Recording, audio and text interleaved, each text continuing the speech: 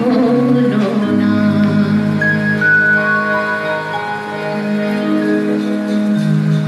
গুরু তোমার পাঠশালাতে অঙ্ক শেখা হলো না।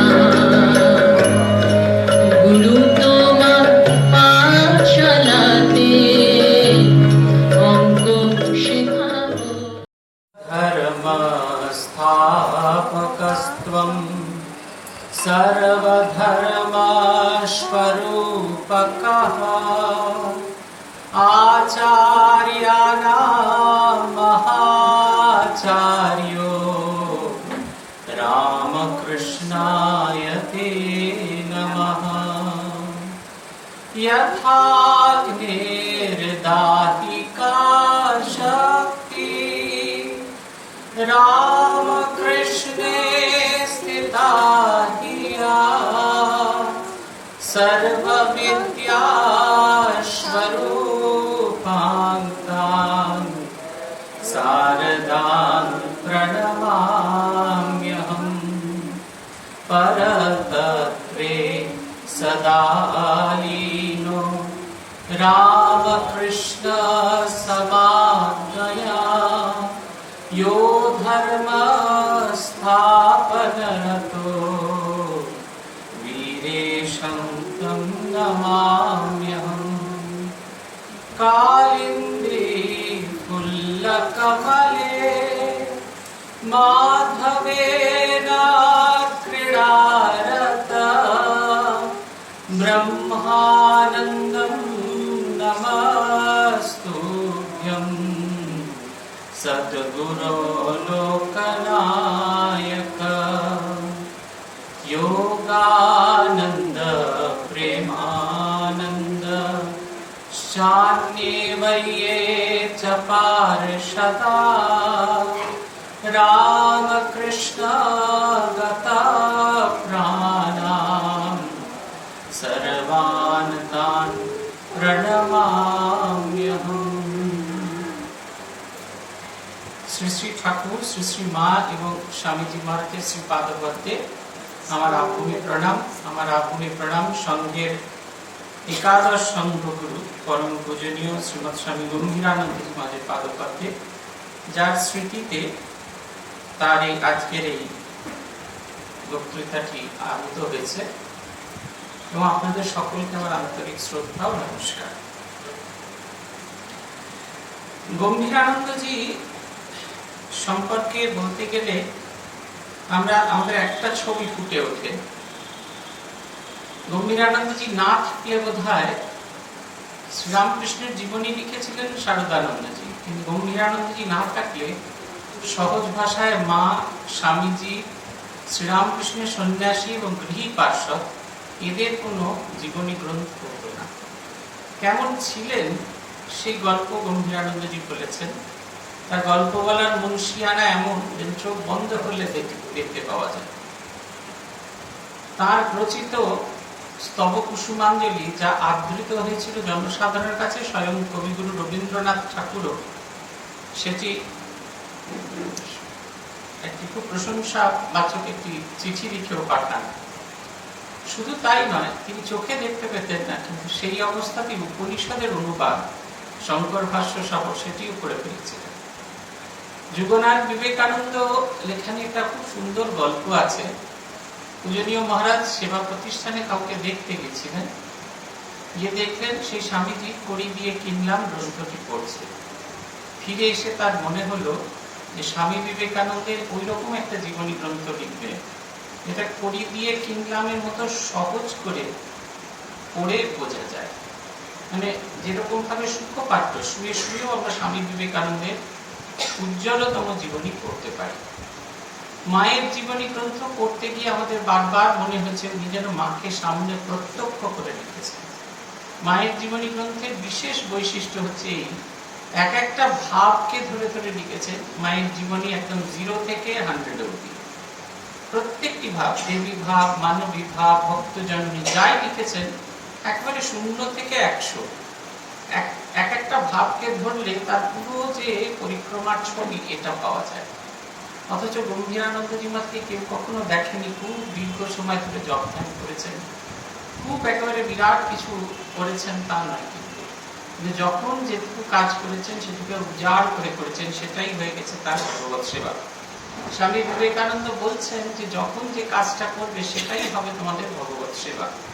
আমাদের এই নতুন দিনের মানুষ যাদের আমাদের সব কাজ করতে হয়, তার সঙ্গে বকুল কথা দেখতে হয়, সবকিছু দেখতে হয়, তাদের জন্য এত সহজ করে জীবন ধারণের পদ্ধতি তিনি আমাদের দিয়ে গেছেন, সেটা বলার নয়। শ্রীরামকৃষ্ণ জীবনের তপস্যার এক্সট্রিমটাকে দেখিয়েছেন, যে কারণে তিনি জানতেন আমাদের মতো ফাঁকিবাজদের পক্ষে সেটাকে বরণ করে নেওয়া সহজ নয়। তাই তিনি বলে গেছিলেন, আমি 16 টান করে গেলাম, তোমরা 1 টান করো।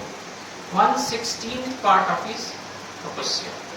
সেই 16 ভাগের 1 ভাগ করতে গিয়ে আমাদের দম বেরিয়ে যায়। মা ঠাকুরুন তার জীবন দিয়ে দেখিয়ে দিয়ে গেছেন যে কেমন করে আমাদের নিত্যদিনের সমস্ত কিছুর সত্ত্বেও আমরা কি করে একটু একটু করে ভগবত প্রাপ্তির দিকে এগোতে পারবো। এবং এই বিষয়ে গম্ভীরানন্দজি মহারাজ হলেন একেবারে উৎকৃষ্টতম উদাহরণ। তার জীবন ছিল ঘড়ি দিয়ে বাঁধা, কেউ কখনো তাকে বিরাট কিছু করতে দেখেনি। যখন তিনি এসেছিলেন, সেনাবাহিনী থেকে এসেছিলেন, হেডমাস্টারি করেছেন দেওঘর বিদ্যাপীঠে, ছেলেদের উন্নয়নের জন্য যেমন করেছেন, মন প্রাণ উজাড় করে আশ্রমের সেবাও করেছেন। মহাপুরুষ মহারাজ গিয়েছেন দেওঘরে, সেখানে গিয়ে দেখছেন সবাই যখন উৎসবে মেতে আছে, তখন যতীন, গম্ভীরানন্দজির নাম ছিল যতীন, তিনি বসে হস্টেলের বারান্দায় বসে সবজি কুটছেন।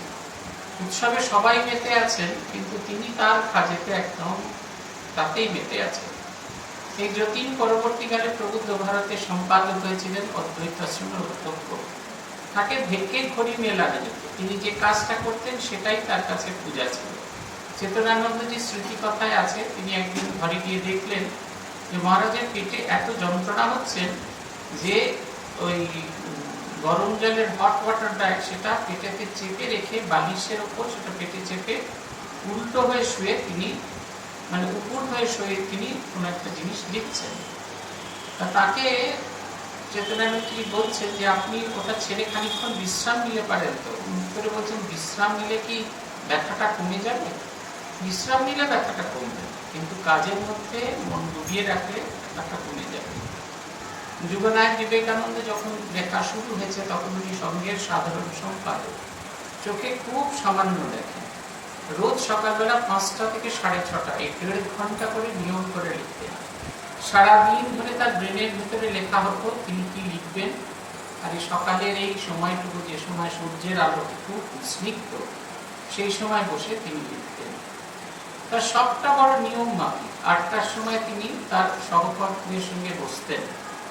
একটু দেরি হয়ে গেলে, কারোর আসতে দেরি হয়ে গেলে কখনো বলেননি কেন দেরি করে এসেছো, টাইম পিসটা ঘুরিয়ে রাখতেন, যাতে তিনি আর দ্বিতীয় দিন ওই দেরিটি না করে আসেন। ভীষণ রকমের সহজ সরল। আমার খুব দেখার ইচ্ছে ছিল গম্ভীরানন্দজি মহারাজ কেমন করে থাকতেন রাঁচি মোরাবাদিতে। উনি ভাইস প্রেসিডেন্ট হওয়ার পর রাঁচি মোরাবাদিতে গিয়েছিলেন। আমার দেখে হতবাক হয়ে গেছিল, ওই রকম টুকরি টুকরি দুখানা ঘরের ভেতরে উনি কি করে থাকতেন। এবং সেখানে তিনি রচনা করেছেন উপনিষদ, তার ভাষ্য, শঙ্কর ভাষ্য সহ তার ইংরেজি অনুবাদ করেছেন। কোন রকম যদি আমরা আমাদের উদ্দেশ্যের প্রতি আমরা যত্নবান হই, তাহলে জীবনের বাকি বিধেয়গুলো যে অপ্রয়োজনীয় হয়ে যায়, সেটা কিন্তু গম্ভীরানন্দজি মহারাজকে দেখেই বোঝা যায়। তার কাজ ছিল শুধু আত্মমুক্তি নয়, বহুজনের হিতের সঙ্গে আত্মমুক্তি। অদ্ভুত রকমের সাধারণ ছিলেন। আত্মস্থানের কাছে শুনেছি রিলিফ ক্যাম্প দেখতে গেছেন, জঙ্গলের ভিতরে একটা ছোট্ট ভাঙা পোড়া বাড়ি, সেইখানে রিলিফ কর্মীদের, রিলিফ যারা করছে সাধু ব্রহ্মচারী এবং স্বেচ্ছাসেবকের থাকার জায়গা রয়েছে। গম্ভীরানন্দজি রিলিফ ইন্সপেকশনে গেছেন। আত্মস্থানী তার জন্য সরকারি বাংলোর ব্যবস্থা করেছেন, কারণ তাদের ওই থাকার জায়গায় কোথাও টয়লেট ছিল না, তারা জঙ্গলে যেতেন মলমূত্র ত্যাগ করতে। গম্ভীরানন্দজি কিছুতেই রাজি হলেন না সরকারি বাংলোয় থাকতে। তিনি সাধনের মতো একেবারে থেকে গেলেন এবং সারা রাত ওদের সঙ্গে ওভাবে থাকলেন। সকালে ওরা যেভাবে টয়লেট করতে যায় সেভাবেই গেলেন, তখন তিনি মঠের সাধারণ সম্পাদক। 13 বছরের বেশি সময় ধরে তিনি সংঘকে ধরে রেখেছেন। বলা হতো সেই সময় একটা অদ্ভুত, তিনজনের একটা অদ্ভুত জুটি ছিল। গম্ভীরানন্দজি মহারাজ সম্পাদক, সাধারণ সম্পাদক, এবং 2 সহকারী সাধারণ সম্পাদক স্বামী ভূতেশানন্দজি এবং চিদাত্মানন্দজি অলৌকিক মহারাজ। এই তিনজনের একদম একেবারে যাকে বলে মণিকাঞ্চন যুগ ছিল। তারা দেখিয়ে দিয়ে গেছেন তাদের জীবন দিয়ে যে স্বামীজি যে তপস্যার কথা বলছেন সেই তপস্যাটি করলেও আত্মমুক্তি তো হবেই এবং বহুজনের হিত হবে। আত্মমুক্তি ও বহুজনের হিত, তাই তো? শ্রীরামকৃষ্ণদেবের শ্রীরামকৃষ্ণ পুঁথি তীর্থ পর্যটন অংশে একটি অংশে পুঁথিকার লিখছেন এরকম: শিবাক্যে জন্মভূমে জন্মে যে প্রত্যয়, সেই সে প্রত্যয়খানি যেন তেন নয়। প্রত্যয়ে প্রত্যয়ী জনে দেয় দেখাইয়ে, বিচিত্রা আঁকিলা প্রভু বর্ণাক্ষর দিয়ে। শ্রীমুখের প্রতিবাক্য প্রত্যেক অক্ষর, সিদ্ধ বীজ সিদ্ধ মন্ত্র অক্ষয় অমর। তীর্থ পর্যটনের এই জায়গায় পুঁথিকার শ্রীরামকৃষ্ণের মুখনিসৃত শব্দ সম্পর্কে বলছেন শ্রীবাক্যের জন্মভূমে জন্মে যে প্রত্যয়। শ্রীরামকৃষ্ণদেবের শব্দ থেকে সেই শব্দ শোনা মাত্র আমাদের মনের ভেতরে প্রত্যয় তৈরি হয়, একটা বিশ্বাস তৈরি হয়। সেই যে প্রত্যয়খানি যেন তেন। কিরকম বিশ্বাস? একটা ছোট ঘটনা বলি। মাস্টারমশাইকে বলছেন তোমার স্ত্রী কেমন? মাস্টারমশাই বলছেন আজ্ঞা ভালো, তবে অজ্ঞান। বলছেন তুমি বুঝি ভারী জ্ঞানী। এই যে একটা ছোট্ট শব্দ তুমি বুঝি ভারী জ্ঞানী, এই কথাটাতে আমাদের মাস্টারমশাইয়ের মনের ভেতরে যে এতদিন যে লালন পালন করে এসেছিলেন যে বিশ্বাসটা, অনেক বই পড়ার নাম জ্ঞান এবং অনেক বই না পড়ার নাম অজ্ঞান বা মূর্খতা, সেটা সম্পূর্ণভাবে চলে গেল। সেই প্রথম তিনি শিখলেন যে ঈশ্বরকে জানার নাম জ্ঞান, ঈশ্বরকে না জানার নাম অজ্ঞান।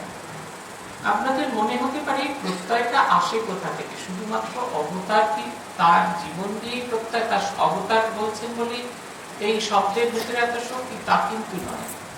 আপনি যদি একটা জীবন যাপন করেন, সেই জীবন থেকে আপনার যে অনুভূতিটা আসে, সেই অনুভূতি খুব শক্তিশালী হয়, ভীষণ রকমের শক্তিশালী হয়।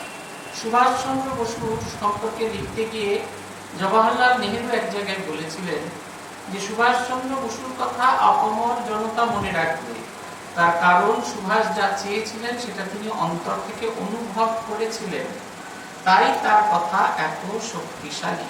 এটা না হলে হয় না। বলছেন সেই সে প্রত্যয়খানি যেন তেন নয়। শ্রীরামকৃষ্ণের তাদের মুখনিসৃত যে কথাগুলো সেটি যেন তেন নয়।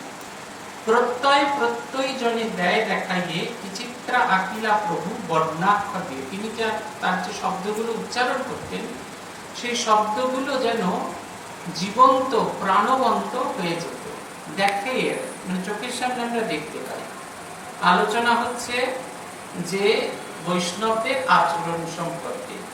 জীবে দয়া নামে রুচি বৈষ্ণব সেবন। এই জীবে দয়া এই শব্দটা উচ্চারণ করা মাত্রই শ্রীরামকৃষ্ণ গভীর ভাব সমাধিতে মগ্ন হয়ে গেলেন। তিনি গভীর ভাব সমাধিতে মগ্ন হয়ে বলছেন জীবে দয়া করার তুই কে? কীটাণু কি তুই? জীবে দয়া করার তুই কে? জীবে দয়া নয়, শিবজ্ঞানে জীবসেবা। একটা ছোট্ট শব্দ, শিবজ্ঞানে জীবসেবা। অনেক লোক বসেছিলেন, তার মধ্যে একজনের হৃদয় স্পর্শ করল। তিনি স্বামী বিবেকানন্দ। তার অনুভূতির কথা স্বামীজি বলছেন যে আজকে একটা নতুন আলোর সন্ধান পেলাম। কেন নতুন আলো? এই জিনিসটা আমাদের জীবনে ছিল, বুদ্ধদেবের জীবন, বুদ্ধ তো দেখিয়ে গেছেন, কিন্তু তার প্রয়োগগত একটা দিক বুদ্ধ এমন ভাবে দেখিয়েছেন যেন এটা কেবলমাত্র সন্ন্যাসীদেরই এলাকা। শিবজ্ঞানে জীবসেবা এটা যেন একেবারে সন্ন্যাসীদের একেবারে যাকে বলে রাইট, বাপের অধিকারের মতো। এটা বাকি অন্য কারণ নয়।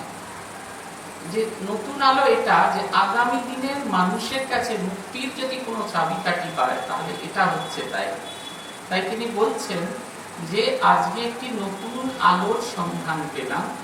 ভগবান যদি দিন দেন তাহলে এটি আমি করে দেখাবো। এ বলছেন কি চিত্র আঁকিলা প্রভু বর্ণাক্ষর দিয়ে, শব্দ দিয়ে, কি অক্ষর দিয়ে কি ছবি আঁকলেন। বলছেন শ্রীমুখের প্রতিবাক্য প্রত্যেক অক্ষর সিদ্ধ বীজ, সিদ্ধ মন্ত্র, অক্ষয় অমর। বলছেন ঠাকুরের প্রতিবাক্য, তার প্রতিটি অক্ষর যেন এক একটি সিদ্ধ বীজ, বীজ মন্ত্রের মতো। চিন্তানায়ক বিবেকানন্দ ভূমিকা লিখতে গিয়ে পূজনীয় স্বামী বীরেশ্বরানন্দজি মহারাজ তার যে মুখবন্ধটা লিখেছেন তার একবার শেষ প্যারাগ্রাফে তিনি বলছেন যে শ্রীরামকৃষ্ণের এক একটি শব্দ হচ্ছে মন্ত্রের মতো। মন্ত্র কি না, মনানাথ ত্রায়তে ইতি মন্ত্র, যাকে চিন্তা করলে, মনন করলে আমরা ত্রাণ পাই। আমি যে অবস্থায় আছি তার থেকে আমি মুক্তির পথে যাই। দেখবেন আপনি আগে ঘুরে ঘুরে বেড়াতেন, বাজার যেতেন, কলেজ স্ট্রিট মার্কেটে যেতেন, উইন্ডো শপিং করতেন, 5 বার শীতলা মায়ের মন্দিরে গিয়ে মাথা ঠুকিয়ে এলেন, এই সমস্ত কিছু করতে নাই। কিন্তু যখন আপনি কোনো একটি বিশেষ ইষ্ট মন্ত্র পেলেন বা কোনো মন্ত্র পেলেন, সেটি নিয়ে আপনি জপ করছেন, প্রথম দিকে আপনার ভালো লাগে না, প্রথম দিকে আমরা ছেড়ে দেওয়া কেড়ে পাচ্ছি, প্রথম দিকে গুরুর শক্তিতে আমাদের ভালো লাগে। কিন্তু যত সেটা চর্চা করা হয়, মায়ের কথায় চন্দন ঘষতে ঘষতে যেরকম তার সুবাস বেরোয়, ফুল নাড়তে চাড়তে যেরকম তার গন্ধ বেরোয়, ঠিক সেই রকম তার চর্চা করতে করতে ভগবত তত্ত্ব আমাদের কাছে বিকশিত হয়। এই বলছেন শ্রীরামকৃষ্ণের কথা একেবারে সিদ্ধ মন্ত্র। বলছেন এই সিদ্ধ মন্ত্রগুলি হারিয়ে যেত যদি না স্বামী বিবেকানন্দ থাকত। কত মন্ত্র এরকম শ্রীরামকৃষ্ণের মুখে মিশ্রিত, কত শব্দ বেরিয়েছে, কিন্তু হারিয়ে গেছে। বলছেন স্বামী বিবেকানন্দ না থাকলে এই মন্ত্রগুলো হারিয়ে যেত বলে উনি একটা উদাহরণ দিয়েছেন, যেমন শিবজ্ঞানে জীব সেবা। এখন ঘরে ঘরে এখন এটি হচ্ছে, আমরা প্রত্যেকে ভাবি, আপনাদের দেখবেন প্রত্যেকে ভাবেন যে অন্যের জন্য কিছু করবার যে ইচ্ছে, এটা কিন্তু সেই মন্ত্রের প্রভাব। যুগাচার্য যখন কোনো মন্ত্র দেন, তিনি তো কানে দেন না, তিনি প্রাণে দেন। প্রাণটা মানে হচ্ছে এই শুধুমাত্র আপনার আমার প্রাণ না, জগতের প্রাণীটা প্রথিত করে দেন, আর তার বিচ্ছুরণ হতে থাকে, সেটা আমাদের হৃদয়ে হৃদয়ে স্পর্শ করে, সেই কারণে আমরা সেটা অনুভব করতে পারি। স্বামী বিবেকানন্দ পরবর্তীকালে অনেক পরে, এই ঘটনার প্রায় অন্তত 15 বছর পরে যখন রামকৃষ্ণ মিশন প্রতিষ্ঠা করলেন, তখন তার মটো করলেন দুটি, একটা হচ্ছে আত্মান মোক্ষার্থম, আর একটা হচ্ছে জগৎ হিতায় চ। চ শব্দটা হচ্ছে সংস্কৃতে অ্যান্ড, ইংরেজিতে অ্যান্ড বা এবং আমরা ব্যবহার করি বাংলায়, সংস্কৃতের হচ্ছে চ হচ্ছে ঠিক সেই কাজটি করে এবং। সংস্কৃতের সুবিধা হচ্ছে বাংলা বা ইংরেজিতে যেমন মানে পাশাপাশি বসাতে হবে, রাম অ্যান্ড শ্যাম, রাম এবং শ্যাম। সংস্কৃতে কিন্তু এরকম নয়, আপনি যেখানে খুশি এই একে বসাতে পারবেন। চ রাম চ শ্যাম, রাম শ্যাম চ, রাম চ শ্যাম চ, বা রাম শ্যাম শেষে একটা চ বসাতে পারেন। সেই কারণে এখানে আত্মান মোক্ষার্থম চ জগৎ হিতায় এই কথাটা ব্যবহার করা হয়। বলছেন আত্মান মোক্ষার্থম জগৎ হিতায়, এই চ শব্দটা একটা বিশেষ অর্থে স্বামীজি ব্যবহার করেছেন। চ শব্দটা হচ্ছে সমুচ্চয় অর্থে। সমুচ্চয় মানে একই সঙ্গে চলবে, সাইমেলটেনিয়াসলি। মানে আপনি যেরকম ভাবে নুডলস খাচ্ছেন, এটা একই যেমন দেখছেন, সেরকম ভাবে সামনে T20 খেলাটিও দেখছেন, একসাথে চলছে। আপনার চোখ খেলা দেখছে, কান সেটা অনুভব করছে, আর মুখ নুডলস খাচ্ছে, আর পেট সেটা করছে। ঠিক এক্স্যাক্ট এই জিনিসটা হবে। আপনি নিজের মুক্তি খুঁজবেন অন্যের হিত সাধনের মাধ্যমে। কেন আলাদা আলাদা করে হয় না? কেন আলাদা আলাদা করলে কি সমস্যা? আমরা যদি নিজের মুক্তি খুঁজতে চাই, আত্মান মোক্ষার্থম, যদি নিজের মুক্তি খুঁজতে চাই, দেখবেন আপনি একটা পাক্কা আমির একটা পুঁটুলি হয়ে যাবেন, একটা স্বার্থপর জিনিস তৈরি করবেন। সেই কারণে শুধুমাত্র নিজের মুক্তি করলে হয় না। আর যদি শুধুমাত্র জগতের হিত সাধন করতে যান, যাকে সোশ্যাল সার্ভিস আমরা বলি, ওই করতে গেলে দেখবেন আমি এই করেছি, আমি তাই করেছি, আমি এই করেছি, কিছু না করেই আমরা কত আমি করেছি বলি। কিছু না করেই কত এরকম হয়েছে। কেউ স্কুলে ফার্স্ট হয়েছে, আমরা বলি যে তাকে তো দেখলাম কতবার করে আমার সামনে দিয়ে তার স্কুলে যেতে, বাড়ির বারান্দা থেকে কতবার ডেকেছে, একবারও ডেকে জিজ্ঞেস করিনি কোন ক্লাসে পড়িস। যে স্কুলে ফার্স্ট হলো খবরের কাগজে দেখলাম, সঙ্গে সঙ্গে বললাম কতবার দেখেছি। তার সেই এর মধ্যে যেমন নরেন্দ্রপুরে যখন ছেলেপুলেরা ফার্স্ট হতো, তখন স্কুলের টিচার থেকে আরম্ভ করে ভবন অধীক্ষকের দারোয়ান অব্দি সবাই তার গর্বটা নিত। আমাদের স্কুলে ছিল, আমাদের কোনো ভূমিকা ছিল না।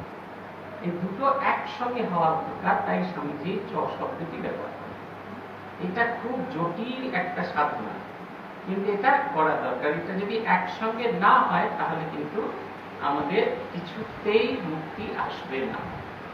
এই একসঙ্গে কখন হয়? যখন আমরা নিজেদের ভুলে গিয়ে সেবা করি। আমরা যখন কিচ্ছু চাই না, আমরা যদি এই যুগে বাস করি যারা নবাব কিনলে আরাম ফ্রি চাই,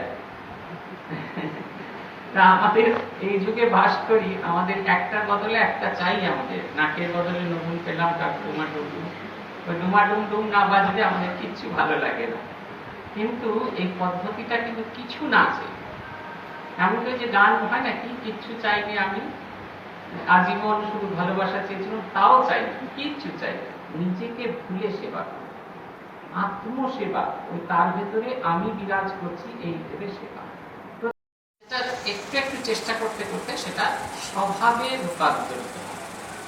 সূর্যি মহারাজ, স্বামী নির্বাণানন্দজি মহারাজ আছেন কাশী সেবাশ্রম সঙ্গে, সেখানে তিনি দেখলেন একজন তেলেগু রোগী ভর্তি হয়েছে। সূর্যি মহারাজ তাকে সকালবেলা গিয়ে জিজ্ঞাসা করছেন, তুমি কেমন আছো?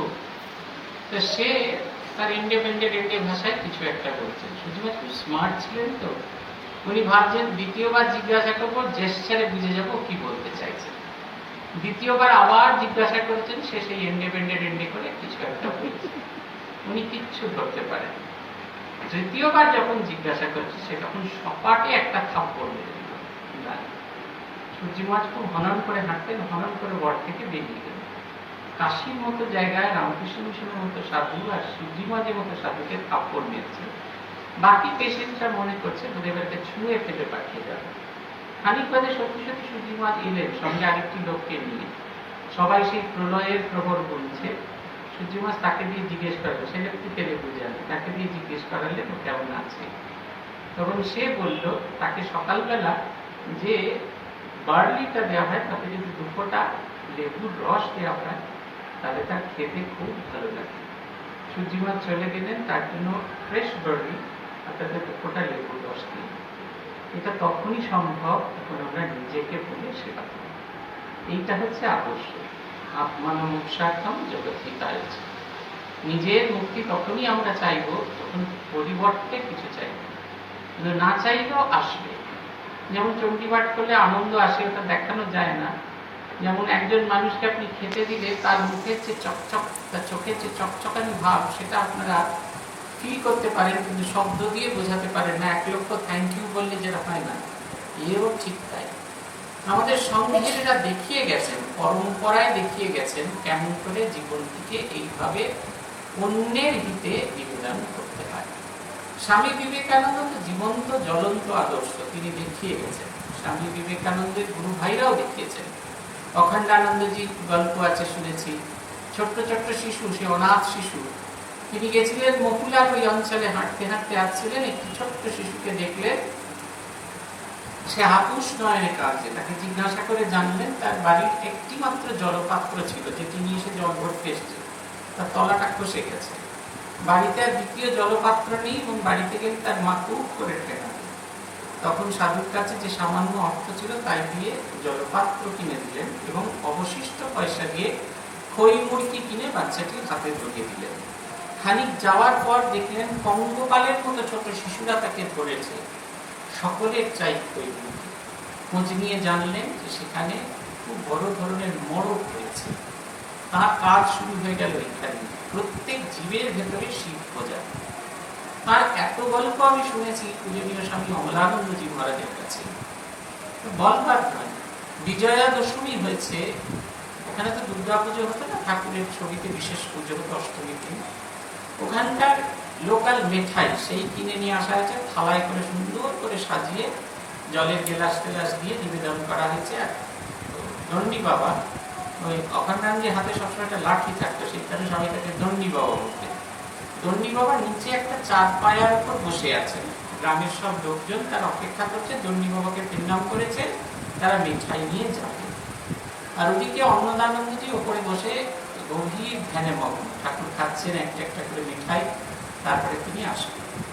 তিনি অমলানন্দজি সিদ্ধেশ্বর মাছকে ওপরে পাঠিয়ে দিলেন, যা দেখি আর ধ্যান করে, গিয়ে সেই থালাটা তিনি তুলে নিয়ে চলে এলেন। তার মধ্যে তিনি অন্নদানন্দজি যখন ওপর থেকে বুঝলেন তার সামনের থালা চলে গেছে, নিচে এসে দেখলেন ততক্ষণে সব মিষ্টি বিতরণ করা হয়ে গেছে। তিনি জোর করে বললেন যে এটা কিরকম কি? অখণ্ডানন্দজি বলছেন কার ধ্যান করছে? অমলানন্দজির জীবনের ঘটনা, কত ছোট্ট ছোট্ট ঘটনা এগুলো শিক্ষা দেওয়া যায়।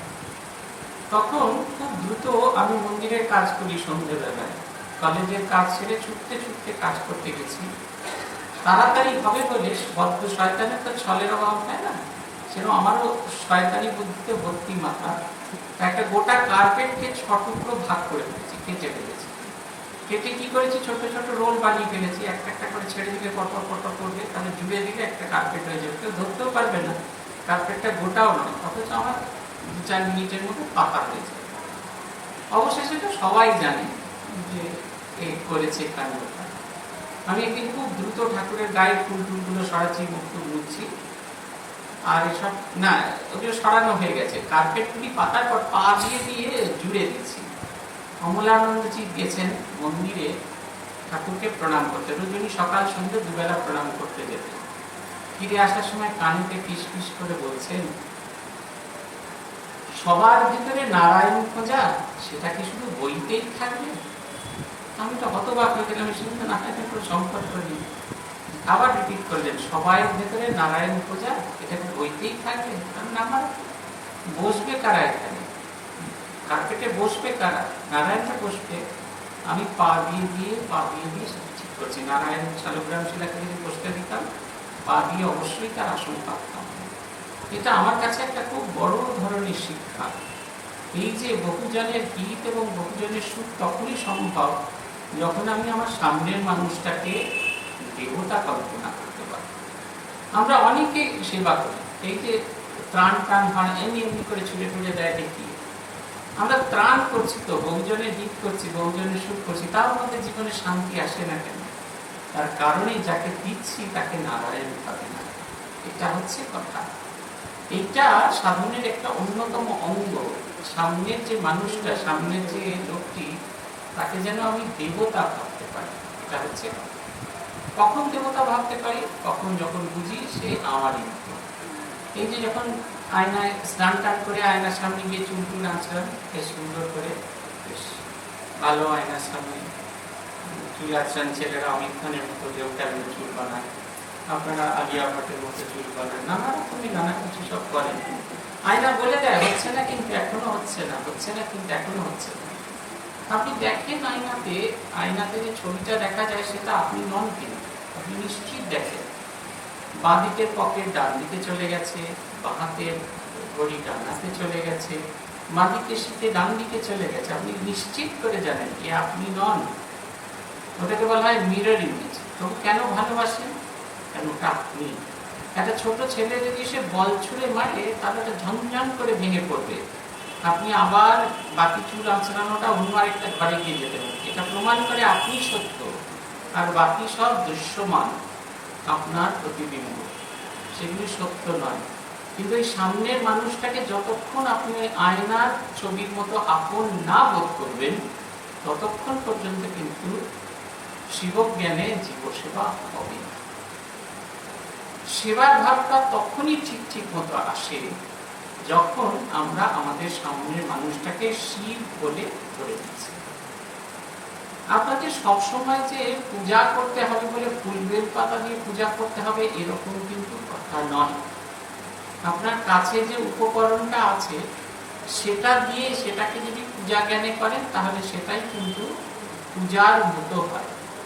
আমার মনে আছে তখন সদ্য সাধু হতে এসেছি, বামুনের ছেলে তো 2-4 জায়গায় দুর্গা পূজা করার ডাক টাক আসছে, আর অমলানন্দজি কিছুই ছাড়েন না, খুব মন খারাপ হয়। গাবদা একটা আমাদের কলেজে ক্যাশ বুক, খুব গাবদা বলে, খুব মোটা ক্যাশ বুক, সেটা আমাদের ট্রেজারার স্বামীজিকে সই করা হয়েছে।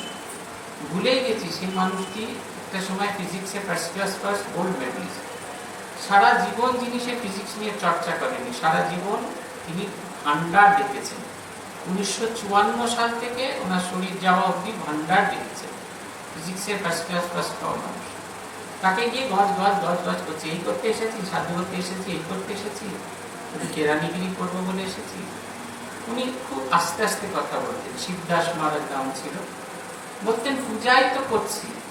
আমার কাছে এটাকে অদ্ভুত লাগলো, পূজাই তো করছি। পূজা করছি মানে তুমি কাগজ কলম ক্যালকুলেটর, আমি হাতা খুঁটি বেলাদের পাক প্রণালী।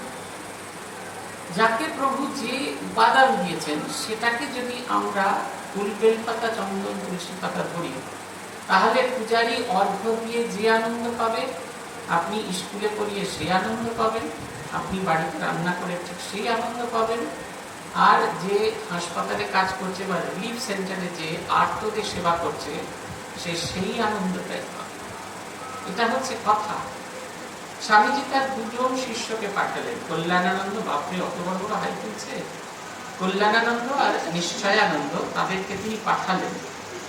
তিনি দেখেছিলেন, যখন তিনি তপস্যা করেছিলেন তখন তিনি দেখেছিলেন যে অনেক গুফায় অনেক সাধুরা তপস্যা করে, অথচ তারা যখন অসুস্থ হয়ে পড়ে তাদেরকে দেখার একজনও লোক থাকে না। মল মূত্র সমস্ত কিছু হয়ে তারা ওইভাবেই পড়ে থাকে, একটা সময় মারা যায়। স্বামীজি তাই তার দুই শিষ্য কল্যাণানন্দ এবং নিশ্চয়ানন্দকে কনফলে পাঠালেন যে এই সব মানুষজনদের সেবা করতে, শুধু সাধু নয়, ওখানকার গরিব মানুষদের সেবা করতে। গুফায় ঢুকে ঢুকে দেখতেন, কুটিয়ায় কুটিয়ায় ঢুকে ঢুকে দেখতেন কোনো সাধু অসুস্থ আছেন কিনা, কোনো সাধারণ মানুষ অসুস্থ আছেন কিনা, তাদের ওষুধপত্র দিতেন। যারা একবারে লজ্জা শরম বিরহিত হয়ে মলমূত্রে আচ্ছাদিত হয়ে আছেন, জল এনে সেগুলো পরিষ্কার করতেন, তাদের নোংরা জায়গাটাকে পরিষ্কার করতেন, জামা কাপড় কেচে মেরে দিয়ে যেতেন। সাধারণ সাধু সমাজ এই দুই সাধুর নাম দিয়েছিল ভাঙ্গি সাধু। ভাঙ্গি মানে ম্যাথর। তখন যে সাধু সমাজের যে সাধুদের যে ভান্ডারা হতো, সেই ভান্ডারায় আমাদের বসতে দেওয়া হতো না সব সাধুদের সাথে। আপনারা যেরকম বাড়ির কাজের লোকেদের একটা আলাদা লাইন করে দেন, ঠিক ওইরকম একটা আলাদা লাইন করে দেওয়া হতো। সেইখানে নিশ্চয়ানন্দ এবং কল্যাণানন্দ দুজন বসতেন। ধনরাজ গিরি তিনি এসে এই ব্যাপারটা বদল করলেন। তিনি অনুভব করলেন স্বামীজির এই সেবার আদর্শটার ভেতরে ঈশ্বরের মুক্তির পথ আছে। তিনি প্রথম আমাদের এই কর্মকে নিলেন। এখন যদি কনকলের যে কোনো আশ্রমে যান, দেখবেন কোথাও না, সব জায়গায় কোথাও না কোথাও একটা করে চ্যারিটেবল ডিসপেন্সারি আছেই। হয় ছোটদের স্কুল চলছে, না চ্যারিটেবল ডিসপেন্সারি আছে। সে হোমিওপ্যাথি হতে পারে, অ্যালোপ্যাথি হতে পারে, ন্যাচুরোপ্যাথি হতে পারে, কোবরেজি হতে পারে, সিম্প্যাথি হতে পারে, যাই হোক, কিন্তু আছেই আছে। কারণ নতুন সমাজ বুঝতে আমাদের 100 বছরের বেশি সময় লেগেছিল, কিন্তু তারা বুঝেছিলেন যে এছাড়া পালানোর কোনো পথ নেই, নিস্তারের আর কোনো গতি নেই।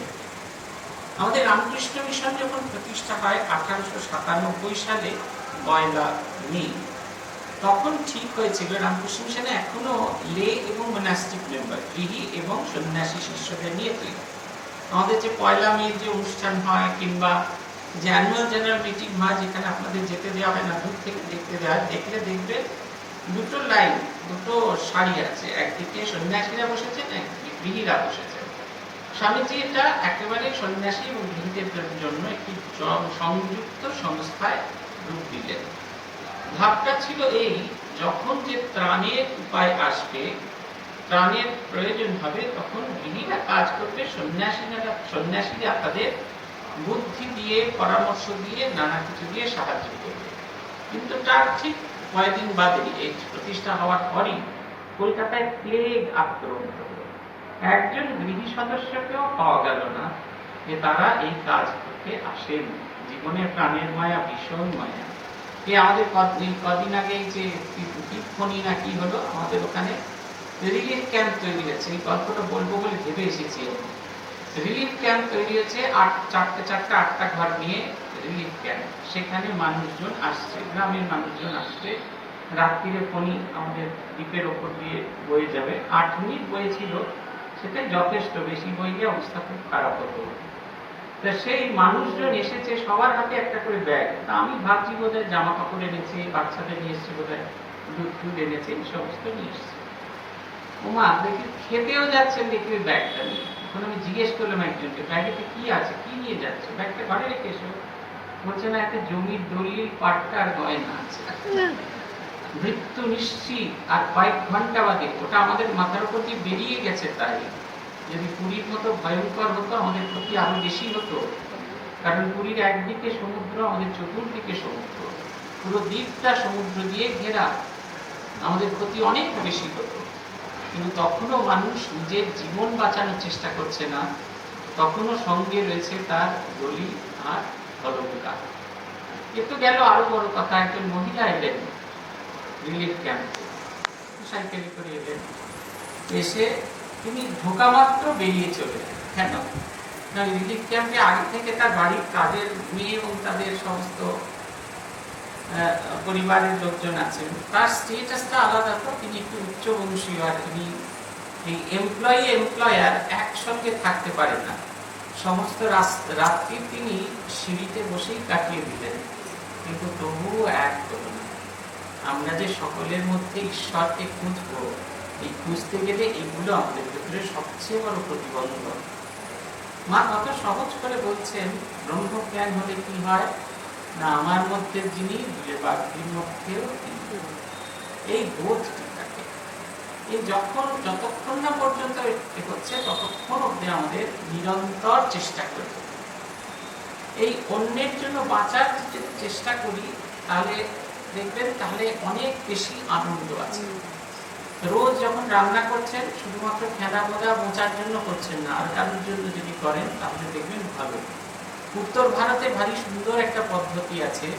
এই যে সাধুরা মাধুকরী করতে যায় না, উত্তর ভারতে পদ্ধতি আছে। আপনি যা যা রান্না করলেন তার অগ্রভাগ একটা পাত্রে তুলে রেখে দিলেন। যখন পথে দিয়ে সেই পথ দিয়ে কোনো ভিখারি বা সন্ন্যাসী যাচ্ছে, তখন তার জন্য তুলে রাখা থাকে সেটি। মাধুকরীতে গেলে সেটি দিতে হয়। যদি সারাদিনে কাউকে না খুঁজে পাওয়া যায়, তাহলে গরুকেও খাওয়াতে হয়। কিন্তু এই যে অন্যের জন্য একটু ভাবা, এটা একটা খুব বড় কাজ। এটা হবে। মহারাষ্ট্রের একটা জায়গায় আমরা গেছিলাম, সেখানে একজন সাধুর বাড়িতে আমরা গেছিলাম। একটা অদ্ভুত জিনিস দেখলাম তাদের গ্রামে। তাদের গ্রামে প্রত্যেক বাড়িতে, ওই রাস্তা দিয়ে নাকি অনেক সন্ন্যাসীরা হেঁটে যান, বিভিন্ন তীর্থ পথে যান।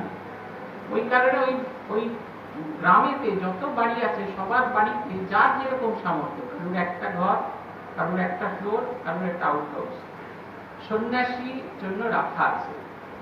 যিনি অতিথি চলেছেন তার জন্য রাখা আছে। তিনি যাতে নিজের মতো করে রান্না বান্না করতে পারেন, তিনি যাতে নিজের মতো সাধন ভোজন করতে পারেন, তিনি যাতে নিজের মতো করে ভগবত প্রসঙ্গ করতে পারেন, তিনি যাতে একটি রাত্রি কাটিয়ে দিতে পারেন। দেখুন, নিজেদের বাড়ি বানানোর সময় আমরা সবসময় ভাবি সবচেয়ে খারাপ ঘর বানাই আমাদের ঠাকুরঘরটা। 3 তলার ছাদ হবে, হ্যাঁ, আটপাটে রোদ্দুর হবে, যত ছোট ঘর হবে, অথচ কৃপাটা পুরোটা চাই। এত কৃপা চাই, আমরা ভগবানের জন্য সবচেয়ে কম রাখতে চাই, সেখানে অন্যের জন্য তো রাখতেই চাই না। আমাদের মনে আছে নরেন্দ্রপুর থাকাকালীন এক জায়গায় বক্তৃতা দিতে গেছিলাম। এই ইনস্টিটিউট অফ চার্টার্ড অ্যাকাউন্টেন্টস এর যে ইনস্টিটিউট আছে, ওদের ফাউন্ডেশন দিয়ে বলতে গেছিলাম।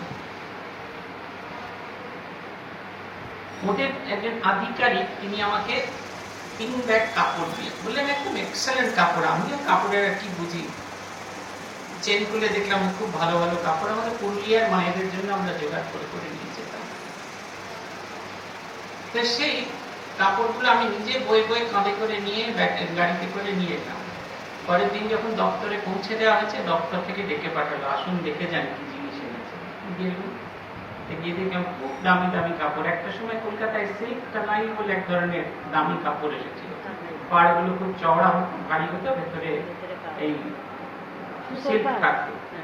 সেই পাটটাকে ধরে এমনি এমনি করে ঝাড়া মাত্র পাটটা আমার হাতে থেকে গেছে, কাপড়টি নিচে ঝরে পড়ে গেছে।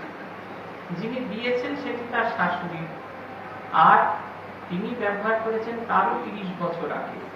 সেই জিনিসগুলি এতদিন লোককে দেব দেব দেব, লোককে দেব, এই ভাবতে ভাবতে 30 বছর সময় পেরিয়ে গেছে। আপনি যত অন্যের কাছে যাবেন, অন্যের দুঃখী সহব্যক্তি হবেন, দেখবেন আপনার ভেতরে হৃদয়ের একটা খুব প্রসার। আমি কয়েক বছর আগে পুরুলিয়াতে কাজ করতাম, সেখানে গিয়ে দেখেছি ক্ষুধা যে কি ভয়ঙ্কর জিনিস আমরা না দেখলে কল্পনা করতে পারি। একটা 7 বছরের বাচ্চার সঙ্গে আলাপ হলো, ওখানে আমরা বিভিন্ন ধরনের ট্রেনিং দিতাম। যে ট্রেনিং এ দিতে গিয়ে দেখা গেল মানুষজন ওখানে খুব অল্পতে সন্তুষ্ট হয়। সকালবেলা উঠে তারা চালের ড্রামেতে লাথি মেরে দেখে যে যথেষ্ট চাল আছে কিনা, এবং যদি যথেষ্ট চাল থাকে তাহলে আর সেদিন তারা কাজে যায়। কর্তাগিনী দুজনেই মহুয়া খেয়ে গাছের তলায় শুয়ে থাকে, কিন্তু এই চালগুলো কি করে ভাতে রূপান্তরিত হবে এই কথা তারা জানে না। ছোট্ট শিশুগুলো খিদের জ্বালায় কাঁচা চাল কাঁচা ডাল খায়, এইরকম অবস্থা। আমাদের স্কুলগুলো 8টা স্কুল তৈরি হয়েছিল শুধু ওদের বাঁচিয়ে রাখার জন্য। আমি গিয়ে দেখছিলাম সেখানে খেতে দেওয়াতে তখন সকাল 9টা বাজে, এরকম বড় ডাবুর একটা 7 বছরের বাচ্চা খাচ্ছে 3 হাতা ভাত, আর তাতে ছোলার ডাল সেদ্ধ করে দেওয়া হয়েছে সেইটা 1 হাতা, আর সবুজ মুখ সেদ্ধ করে একটু পেঁয়াজ দিয়ে ঘষে একটু দেওয়া হচ্ছে সেই 1 চামচ। কোনো দিকে তাকানোর তার সুযোগ নেই। ভাত থেকে একদম গরম ভেতর বেরোচ্ছে, ডাল থেকেও সেই অবস্থা। বাচ্চাটার কোনো দিকে তাকানোর সুযোগ নেই। তার 4 বছরের ভাই গরমে ভাত মাখতে পারছে না, বিরক্তির সঙ্গে ঘুরে গিয়ে মেখে আবার খাওয়া শুরু করবে। এইগুলো দেখা ভীষণ জরুরি, নাহলে কিন্তু আমাদের হৃদয়ের প্রসারণ হবে। রিলিফ ক্যাম্পে এই কারণেই আমরা যেতে বলি, যাতে আমাদের হৃদয়ের মধ্যে প্রসারণ হয়। এবং এটা না হলে আমার ভিতরে যে সোনার মানুষটা যে ঘুমিয়ে আছে তাকে আমি কোনো দিন জাগাতে পারব না। এই তাকে জাগানোর উদ্দেশ্যেই স্বামীজির এই নিয়ম, আত্মান মোক্ষার্থম জগৎ হবেন। প্রতি মুহূর্তে আপনি পরিচ্ছন্ন হবেন। বন বাবার গল্প শুনেছি, আমি দেখিনি বন বাবাকে। বনবিহারী মহারাজ তাকে পূজনীয় মহাপুরুষ মহারাজ বলেছিলেন, তুমি গিয়ে কাশী সেবাশ্রমের সঙ্গে সেবা করবে, তুমি গিয়ে সেবা করবে। তিনি ওই যত বছর বেঁচে ছিলেন তত বছর রোগীদের ওই খাওয়া যে আছে সেইগুলো ড্রেসিং করতেন। সারা জীবন দাঁড়িয়ে থেকে থেকে তার পাটি নষ্ট হয়ে গেছিল। শেষ বয়সে তিনি হাঁটতে পারতেন না, দাঁড়াতেও পারতেন না, হুইল চেয়ারে করে আসতেন, কিন্তু তিনি সেবা করতেন। শুধু সেবা করতেন না, সকালবেলা সেবা করতেন, তখন তো ডিসপোজেবল গজ পাওয়া যেত না। এই গজগুলো যেগুলো ব্যবহার হয়েছে সেগুলো গরম জলে ফুটিয়ে তাকে মেলে শুকিয়ে তাকে গুটিয়ে পরের দিনের জন্য তৈরি করতেন। এটা হলো সকালের একটা ভাগ। আর বিকেলের সময়টা কিরকম? বিকেলের সময়টা তিনি কেদার ঘাটে চলে যেতেন তপস্যা করতে, দীর্ঘ সময় তিনি জপ করতেন। ওই শুধু কিন্তু বহুজনের হিত করলে হবে না, আর আত্মমুক্তির জন্য চেষ্টা করতেন। দুটো সাইমালটেনিয়াসলি হওয়া চাই। শুধু আপনি খুব লোকের জন্য টাকা পয়সা তুলছেন, ভালো ভালো কাপড় টাপড় দিচ্ছেন, এদিকে নিজে সাধন ভজন কিছু করেন না, নিজের মনকে ঈশ্বরাভিমুখী করেন না, তাহলে কিন্তু হবে না। ওই সাধন ভজন ওটা হচ্ছে আপনার নৌকার হাল, আর জীবন তরীটা হচ্ছে ওইটা। জীবন তরী যে বয়ে যাবে তার জলটা হচ্ছে বহুজনের সুখ, বহুজনের হিত। মানুষের সেবা করলে আপনার জীবন তরী তত্তর করে বয়ে যাবে। আর যদি আপনার সাধন থাকে, সাধন ভজন, সেটা হচ্ছে হালের মতো আপনার জীবন তরীকে সঠিক দিকে চালিত করবে। এই ভাবটি জাগিয়ে নিয়ে গেছেন প্রত্যেকের জীবনে। প্রত্যেকে যাদের যাদের আমরা দেখেছি, পূজনীয় বীরেশ্বরানন্দজি মহারাজ, তখন তিনি আছেন মঠের প্রেসিডেন্ট। বেলুর গ্রামের একদল মহিলা, তারা তার কাছে আসতেন। উনি একদিন তাদের বললেন, তোমরা কেউ কিছু করতে পারো না, তোমরা কিছু একটা করো। এই নিয়ে শুরু হলো বেলুর সারদা সংঘ।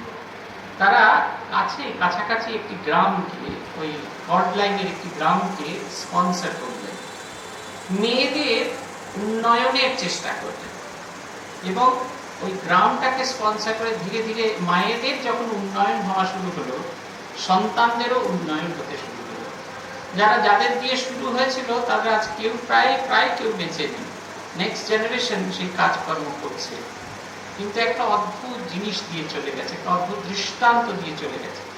বিবেকানন্দ স্বাস্থ্য সেবা সংঘ একটা ছোট্ট সংস্থা, কয়েকটি ডাক্তারকে নিয়ে তৈরি হয়েছিল। তাদেরকে প্রভু মহারাজ তার নিজের ওষুধ দিয়ে তাদের ফান্ড খুলে দিয়েছিলেন, আর তারা আজ কিভাবে ছড়িয়ে পড়েছে। কারোর জন্য, প্রত্যেকের জন্য কিছু কিছু সেবা করার কাজ করুন। নরেন্দ্রপুরের আওতায় মঠগোদা বলে একটা জায়গা আছে, পুরুলিয়া এবং বাঁকুড়ার বর্ডারে। সেখানে শালের জঙ্গল প্রচুর। আমরা মেয়েদের শেখাতাম কেমন করে শাল পাতা তৈরি করতে হয়। একবার ইন্সপেকশনে আমাদের সেক্রেটারি মহারাজ স্বামী সর্বলোকানন্দজিকে নিয়ে আমি গেছিলাম সেখানে। মেয়েরা হাত ধরে ঘরে ঘরে ঢুকিয়ে ঢুকিয়ে দেখাচ্ছে, দেখুন দেখুন দেখুন। তো মহারাজ বারবার জিজ্ঞেস করছে, আরে কি দেখাচ্ছে, নতুন কি দেখাচ্ছে? সব ঘরেই তো সেই শাল পাতাই, মানে শাল পাতার থালা তৈরি হচ্ছে, স্টিচ হচ্ছে, কি দেখাতে চাইছে? আমার যেটা মনে ছিল সেটা ওনাকে বললাম, আসলে ওরা কিছু দেখাতে চাইছেন। ওরা দেখাতে চাইছে ওরা নিজের পায়ে নিজে দাঁড়িয়েছে। এই বহুজনের হিত করলে এই আনন্দ, এটা কিন্তু চোখে দেখা যায় না, এটা অন্তর থেকে অনুভব করতে হয়। স্বামীজি এইটা আমাদের দিয়ে গেলেন। আমাদের বিপদে যেমন কাজে দেয়, জীবনের প্রতি ক্ষেত্রে আমরা যদি অন্যের জন্য বাঁচি তাহলে আমরা বাঁচতে পারবো। দেখবেন আপনাদের সংসার জীবনটা কত সুন্দর হচ্ছে। আপনাদের যাদের জন্য রান্না বান্না করেন ছেড়ে দিন, বাইরের লোকেদের কথা ছেড়ে দিন, যাদের জন্য রান্না বান্না করেন তাদেরকে ভালোবেসে যদি খুব ভালো করে রান্না বান্না করেন, তারা যখন খায় আর তাদের যে তৃপ্তি তাদের চোখে মুখে প্রকাশ হয়, দেখবেন আপনার ভেতরে খুব আনন্দ হয়, সেদিনের যোগদান খুব ভালো হবে। ঠিক ওই রকম করে একটু একটু একটু একটু করে এটাকে বাড়াতে থাকুন। মানুষজনের সেবা করার চেষ্টা করুন। লোকে গালি দেবে, ভালো কাজ করতে গেলে লোকে গালাগালি দেবে। স্বামীজি বলছেন সব কাজই দুটো জিনিস হয়, একদল লোক বাহবা দেবে, একদল লোক দুশ্মনাই করবে। দুশ্মনে একটা বিশেষ ধরনের শব্দ, হিন্দি শব্দ দুশ্মনী থেকে বাংলায় পরিচিত। দুশ্মনাই করবে। দুশ্মনাই কথার অর্থ কি? মানে বাধা তো দেবেই, গালাগাল তো দেবে, বাধা তো দেবে, এবং যাতে কোনোভাবে আপনি না অগ্রসর হতে পারেন তার সব ব্যবস্থা করে দেবে। এ আমাদের মানুষের বৈশিষ্ট্য। আমার পাশের লোকটা বড় হয়ে যাচ্ছে, স্বামীজি বলছেন না যে বড় হতে গেলে তিনটে গুণের দরকার হয়। Conviction in the power of goodness, absence of jealousy and suspicion, be good and try to be good and help others who want to be good. তিনটে গুণ দরকার। প্রথম হচ্ছে শুভ বোধের প্রতি বিশ্বাস। আমি ভালো কাজ করলে ভালো ফল হবে, যতক্ষণ না পর্যন্ত এই বিশ্বাসটা থাকে ততক্ষণ পর্যন্ত তা আমাদের ভালো কাজে প্রেরিত করে না। আর কি করে ভালো কাজ করতে পারি? বলছেন absence of jealousy and suspicion, ঈর্ষা এবং স্বার্থপরতা, এই দুটো থেকে একেবারে সরিয়ে রাখতে হবে। আর তিন হচ্ছে be good and help others who want to be good, নিজে ভালো হও এবং অন্যান্যরা যারা ভালো হতে চাইছে তাদের ভালো হওয়ার পথে সাহায্য করা। এই হচ্ছে স্বামীজির ভাব। স্বামী গম্ভীরানন্দজি মহারাজের সমস্ত জীবন যদি দেখেন তাহলে দেখবেন উনি সংঘের সাহিত্য সেবা করে গেছেন, একটা অদ্ভুত জীবন আমাদের দিয়ে গেছেন। আমরা পূজনীয় ভূতেশানন্দজি মহারাজের কাছে দেখেছি তার একটা অদ্ভুত জীবন ছিল। তার একসঙ্গে শাস্ত্র, একসঙ্গে সেবা, সমস্ত কিছু যেন মিলেমিশে একাকার হয়ে গেছে। আত্মস্থানন্দজিকে দেখেছি ত্রাণ নিয়ে কাজ করেছেন, অদ্ভুত রকমের সব অনেক রকমের গল্প আছে ওনার কাছে শোনা। কচ্ছে কখনো বন্যা হতো না, বন্যা হয়েছে, তিনি সেখানে গেছেন, রুটি টুটি তৈরি করে দুপুরে খাবার সেবা করবেন বলে দাঁড়িয়ে আছেন। কেউ খাবার নিতে আসে, বাড়ি বাড়ি গিয়ে খোঁজ করছেন, কেউ খাবার নিতে আসে না। কেন নিতে আসে না? প্রচলিত রীতি নেই যে সন্ন্যাসীর কাছ থেকে খাবার নিতে হবে, তাই তারা কেউ খাবে না। তিনি বললেন ঠিক আছে, তোমাদের যখন রীতি নেই তাহলে সন্ন্যাসী এখানে না খেয়ে মরুন, বসে থাকবে। কথা বলে সেবারের মতো রিলিফ মেটেরিয়াল তারা নিয়ে গেলেন। যে কদিন তারা আর্ত পীড়িত ছিলেন সে কদিন তারা খাবার নিয়ে চলে গেলেন। মহারাজ বলছেন ঠিক পরের বছরের মধ্যে রাজকোটে মন্দির তৈরি হচ্ছে, সেই সময় রাজকোট শহরে খুব ডাকাতি হতো। মাউস কোয়ার্টারের দোতলার বারান্দায় তিনি বসে আছেন, লোডশেডিং হয়েছে, অন্ধকার রাতের ভিতরে একদল গাড়ি করে, গরুর গাড়িতে করে খুব দ্রুত গতিতে আশ্রমের ভিতরে অনেকগুলি মানুষ ঢুকছে, অনেকগুলি গাড়ি ঢুকছে। উনি ভাবলেন বোধহয় সত্যিকারের ডাকাতের দল, তারা এসে গেছে, সবকিছু চুরিচামারি করে নিয়ে যাবে। সাহস করে নিচে যখন নেমে এসে দেখলেন, তখন দেখলেন এই কচ্ছে যাদেরকে সেবা করেছিলেন এবছর তাদের খুব ভালো সবজি হয়েছে, বাজরা। তারা সেই গাড়ি ভর্তি করে সেই বাজরা নিয়ে এসছেন ফেরত দেবার। ফেরত আপনি পাবেন না, এটা নিশ্চিত। আপনার মনে হতে পারে বহুজনের হিত আর বহুজনের সুখের মধ্যে আমার লাভটা কি, নবাব কিনলে আরাম কি, আমি কি পাবো। ওই অনেক সময় ইন ক্যাশ ইন কাইন্ডে পাওয়া যায়, আবার অনেক সময় একটা অদ্ভুত আনন্দ পাওয়া যায়, সেটা হচ্ছে মূল কথা। আমরা যখন এই শিশুদের পুজোর সময় জামা কাপড় দিতে যেতাম, খুব কষ্ট করে জামা কাপড়গুলো জোগাড় করতাম। একজন 300 টাকা দিলে একজনের জামা কাপড় পাবে। বুঝে দেখুন, প্রায় 1800 বাচ্চার জন্য কত মানুষের কাছে যেতে হতো। কালেকশনটা বেশ একটা জটিল কাজ ছিল, করতাম আমরা। কিন্তু সবচেয়ে ভালো লাগতো যখন এই জামা কাপড়গুলো বাচ্চাগুলোর কাছে দেওয়া হতো এবং পাওয়া মাত্র ওরা জামা কাপড়গুলো পরিয়ে নিচে ঘুরে ওরা ওদের আনন্দটা আমাদের দেখা হতো। ওই যে আনন্দটা, ওই আত্মসুখ ঈশ্বর দর্শনের তুল্য। ঈশ্বর দর্শন করলে যে আনন্দ হয়, সেই আনন্দ তুল্য। শ্রীরামকৃষ্ণদেব তার সমস্ত জীবন দিয়ে দেখিয়েছেন কেমন করে অন্যের সেবা করতে হয়। বলা আছে, তখন দক্ষিণেশ্বর মন্দির সদ্য তৈরি হয়েছে, কাঙালি ভোজন হয়েছে, পাত করে থেকেছে, বিভিন্ন জায়গায় খেয়েছে, সেই কলা পাতা খিচুড়ি প্রসাদ করে থেকেছে। তিনি সবার অলক্ষ্যে একটি একটি করে পাতা তুলে ফেলে দিয়েছেন, জল দিয়ে ঝাড়ু দিয়ে পরিষ্কার করে মন্দিরকে একদম মুক্ত করে দিয়েছেন। কেউ জানতেও পারেনি। হলধারী উল্টে বলেছিলেন, তার এটো তুলছে, 36 জাতে এটো তুলছে, ও ছেলে মেয়ের কি করে বিয়ে হবে, সেটা হচ্ছে তাদের বড্ড চিন্তা ছিল। শ্রীমা সারদা দেবীর কথা ভাবুন, তার জীবন যদি আমরা দেখি, একদম আইডিয়াল। নিজের সুখের জন্য সামান্যতম কিছু পাবে, কিচ্ছু পাবে। অমন যে লক্ষ্মী দিদি তাকে ফেলে দিয়ে চলে গেছিলেন, কি করে তার সুখ হবে তাই চিন্তাতে তিনি মগ্ন ছিলেন। যখনই মনে খুব দুঃখ হবে এবং মনে করবেন যে এই অন্যের জন্য বাঁচতে পারছে না, তখনই মায়ের দক্ষিণেশ্বর বাসের কথাগুলো মনে রাখার চেষ্টা করেন। ওই দরমায় ঘেরা ঘরের ভেতরে মা বসে, ওই কাঠের জালের মধ্যে বসে তিনি সকলের জন্য রান্না করছেন, প্রত্যেকের কথা ভাবছেন, আবার একই সঙ্গে অধ্যাত্ম সাধনায় মগ্ন হয়ে আছে। তিনি বলছেন, আমি এতজনের সেবা করছি, আমার হয়ে গেছে। কি সুন্দর তার প্রার্থনা। বলছেন, হে বাবা কৃষ্ণ, তোমার শরীরটা বাঁকা, মনটা সোজা, তুমি আমার বাঁকা মনটাকে সোজা করে দাও।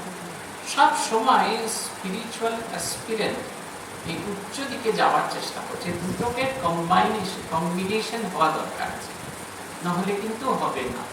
এই বহুজনের হিত, বহুজনের সুখ এবং আত্মমুক্তি তখনই সম্ভব হবে যখন এইগুলো একে একে এসে জুড়ে যাবে। স্বামীজির সন্তানদের প্রত্যেকের জীবনে আমরা এগুলো দেখেছি। চারুবাবু, শুভানন্দজি, এদের জীবনে দেখা গেছে এরা নানা রকমের জপ ধ্যান করতেন, গঙ্গায় স্নান করতেন, শাস্ত্রাদি পাঠ করতেন। এমন সময় সখার প্রতি কবিতা লেখা হলো, সেটা তারা পড়লেন। বহুরূপে সম্মুখে ছাড়ি, কোথা খুঁজিছ ঈশ্বর, জীবে প্রেম করে যে জন, সেই জন সেবিছে। তিনি চলে গেলেন। পরের দিন সকালবেলা যখন গঙ্গা স্নান করতে গেছেন, গিয়ে দেখলেন পথে একজন ভদ্রমহিলা, বৃদ্ধা মহিলা, তিনি পড়ে আছেন, একেবারে মল মূত্রে মাখামাখি হয়ে পড়ে আছেন। তিনি কাছ থেকে সব কাপড়গুলো তুলে নিয়ে এসে সেগুলি পরিষ্কার করলেন, জল দিয়ে ধুলেন, মুছলেন, তাকে তুলে নিয়ে এসে তাদের ক্লাবে রাখলেন, গরম দুধ খেতে দিলেন, গা হাত পা সেঁকতে দিলেন, তাকে সুস্থ করার চেষ্টা করলেন। এই নিয়ে শুরু হলো বারাণসী হোম অফ সার্ভিস। প্রত্যেকের মুক্ত পুরুষ, প্রত্যেকের মুক্ত পুরুষ। আমাদের জন্য এই আদর্শটা এত সহজ করে রেখে গেছেন। যদি এই কি বেশ বলে কুইনিং, আমাদের যে কুইনিং যদি এমনি সোজা আমাদের খেতে দেওয়া হয়, তাহলে কিন্তু আমরা একেবারে খেয়ে হজম করতে পারবো। মুখখানে একবার এমনকৃত হয়ে থাকবে 1 সপ্তাহ ধরে আমরা কোনো খাবার খেতে পারবো। কিন্তু কুইনিংকে যদি মিক্সচার আকারে আসে, তাতে যদি ডিস্টিল ওয়াটার জুড়ে দিয়ে খানিকটা নাড়িয়ে 8টা ঘাট লাগিয়ে দেওয়া হয়, আর একটা একটা ঘাট সারাদিনে 4 বার করে যদি আমরা খাই, তাহলে দেখবেন এই একবারে যে 4 দফার যে ওষুধটা, সেটা সারাদিনেই খাওয়া হলো, কিন্তু প্রত্যেকটা আপনি আপনার জন্য রিজলভ করে নিতে পারেন। আমাদের অন্নগত প্রাণ, আমরা সারা দিন ধরে ভগবানের নাম গুণকীর্তন করতে পারবো। এই যে আমাদের এখানে যদি 1 ঘন্টা এখানে বসিয়ে রাখা হয়, তাই দেখবেন পা চঞ্চল ঘন ঘন টনটন করছে। কারণ আমাদের মন সব সময় ছুটে চলেছে। দুটো মনের 12 কোয়া একটা কমলা লেবুর মতো মন, তার 2 কোয়া টনটনিয়া কালীবাড়ি, 2 মন মন কাঞ্জিলালের সময় সামনে, 2 মন কোনো ওই চাচার হোটেলের সামনে, 2 কোয়া চাচার হোটেলের সামনে, 2 মন শ্যামসুন্দর তলা, 2 মন এইখানে আছে, 2 কোয়া এখানে আছে। এ হচ্ছে আমাদের গতি। আমাদের দ্বারা ওরকম দীর্ঘ সময় ধরে সাধন ভজন করা সম্ভব না। আমাদের জন্য এই মুক্তির একটি অদ্ভুত পথ এনে দিলেন, অন্যের জন্য বাঁচা, অন্যের কাজে বাঁচা। আমি এরকম বহু মানুষকে দেখেছি যারা বাড়ির কাজের লোকেদের লেখাপড়া শিখিয়েছে।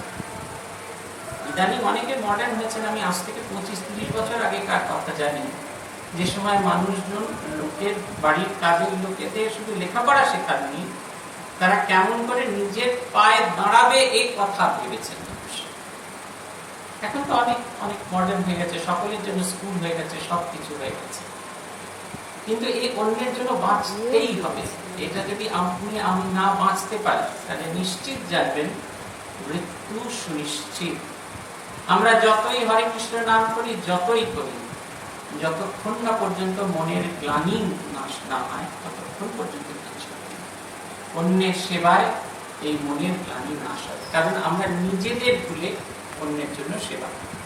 নিজের সন্তান যখন অসুস্থ হয়ে পড়ে, তখন আমরা তার সেবা করি, নিজের খাওয়ার কথা ভাবি না, নিজের বিশ্রামের কথা ভাবি না, কিচ্ছু ভাবি না। কেন করি না? সে আমার আপনার জন। এইরকম জগৎবাসীর প্রতি এই আপনার জন এই দৃষ্টিভঙ্গি দিয়ে করতে হবে। হ্যাঁ, এটা নিশ্চিত আপনি আঘাত পাবেন, নিশ্চিত। সবসময় যে আপনি তার সুফল পাবেন তা কিন্তু নয়, বেশিরভাগ সময় পাবেন। কিন্তু আপনার কাজ উজাড় করে দেওয়া, কেউ ফেরত দিল কি দিল না সেটা কিন্তু এগুলো কিন্তু ড্রব্যাক, কিন্তু এগুলো নিয়েই বেঁচে থাকা। আর এগুলো এই কারণে এত বেশি গ্রহণযোগ্য, কারণ এগুলো টেস্টেড। গত 130 বছর ধরে সংঘ তার বিভিন্ন ভাবের মধ্যে দিয়ে পরীক্ষা নিরীক্ষা করে এটি আমাদের মুক্তির অন্যতম সাধন বলে সার্টিফাই করেছে। আমরা তো সবসময় সার্টিফাইড জিনিস নিই, অন্য যতক্ষণ না করে ততক্ষণ করি না। সে দুধ পুকুরের গল্প মনে আছে তো? রাজা বলেছিল পুকুর খনন করে দিলাম, সবাই 1 ঘটি করে দুধ দিও। আমি ভাবলাম অন্যেরা দেবে, আমি 1 ঘটি জল। তারপরে সারা দিন ধরে লোকে পাশ তাকাচ্ছে, 1 ঘটি করে জল ঢেলে যাচ্ছে। দিনের শেষে পরের দিন যখন সকালে সূর্যোদয় হলো, দেখা গেল পুকুর ভর্তি শুধু কাঁচা জল, দুধ জল আর পানি। তাই কি করলো এসে ভাববেন না, আপনি নিজেকে। স্বামীজির বাণীর যাবতীয় সমস্ত কিছুর একটাই উদ্দেশ্য, আমি জেগেছি কি, আমি ভালো হয়েছি কি, আমি কি অন্যের জন্য বাঁচতে পারি। আপনি একটা বাণী ছেড়ে দিন। আমি একবার লিখেছিলাম যে এইমাত্র যে এটার কথা বললাম, বড় হতে গেলে দেশ বা জাতি বড় হলাম, যে পত্রাবলী থেকে এটা কোট করে ফেসবুকের পাতার একটা স্ট্যাটাস দেওয়া হয়েছিল। তাতে একজন আমাকে ইনবক্সে মেসেজ করলেন, এটা তো আমরা করতে চাই কিন্তু অনেকে করে না, কেউ কাউকে দেখিয়ে না এগিয়ে আসতে, কারোর ভেতরে সততা নেই, কারোর ভেতরে absence of suspicion and jealousy, সন্দিগ্ধ ভাব সবার ভেতরে। সবটা যখন বলা হলো, এত বড় মেসেজ, তার ভিতরে আমি খালি একটাই লিখলাম যে আপনি কি এরকম হতে পেরেছেন? আপনি যদি এরকম না হতে পারেন, তাহলে অন্য কারোর দিকে তাকানোর দরকার না। এটা হচ্ছে, শেষ করছি এইটা বলে, যে আমাদের এই বোধটা আসা দরকার, এই যাবতীয় চর্চা আমার মুক্তির জন্য। আমাদের আজকে আলোচনার বিষয়বস্তু বহুজনের হিত এবং আত্মমুক্তি, কারণ নয়। অতএব যদি পারফেক্ট হতে হয়, উজাড় করে দিতে হয়, পরিষ্কার পরিচ্ছন্ন করতে হয়, সে আমাকেই করতে হবে, আর অন্য কারণ নয়। এটা আমার বিষয়, আমার সংসার কিরকম ভাবে চলবে, আমার জীবন কিরকম ভাবে যাপন করবো, আমি করবো। আমার পাশের লোক করে না, আমার পুত্রতো ভাই করে না, আমার মা করে না, আমার বাবা করে না, তাতে কিচ্ছু আসে যায়। এবং যদি এটা করে দেখাতে পারি, তাহলে দেখবেন সত্যিকারের আমাদের মুক্তি এসেছে। জীবৎকালে আসে। শ্রীরামকৃষ্ণের একটা দিব্য দর্শন হলো, এই কাশীতে কি দর্শন হলো? দর্শন হলো এই, তিনি দেখলেন যে মণিকর্ণিকায় চিতা জ্বলছে, সেখানে শিব ঘুরে ঘুরে সব মৃতদেহের কানে তার ব্রহ্ম নাম দিচ্ছেন, আর মহাকালী সকলের আবরণ উন্মুক্ত করে দিচ্ছেন, তারা মুক্তির পথে যাত্রা করছেন। শ্রীরামকৃষ্ণ বলছেন তার এই দিব্য দর্শনের একটা অদ্ভুত অর্থ আছে।